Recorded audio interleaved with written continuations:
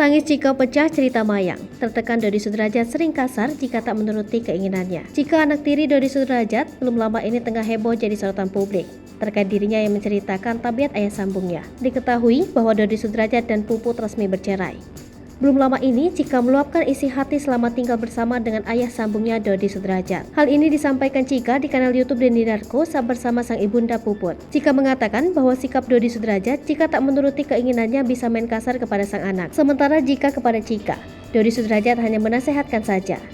Namun, jika kepada adik Vanessa bisa kena mental alias mentangan. Kendati demikian, Cika lantas mengaku bahwa dirinya mengikuti keinginan Dodi Sudrajat agar melindungi Mayang. Seperti diketahui, perceraian ayah Vanessa Angel dan ibu tirinya, Dodi Sudrajat dan Puput berimbas pula pada Mayang dan Cika. Mayang yang sebelumnya terlibat duet dengan Cika, kini tak lagi terlihat bersama pasca perceraian Dodi Sudrajat dan Puput. Dalam unggahan tersebut, sontak dibanjiri beragam komentar warganet yang nampaknya geram dengan tabiat Dodi Sudrajat.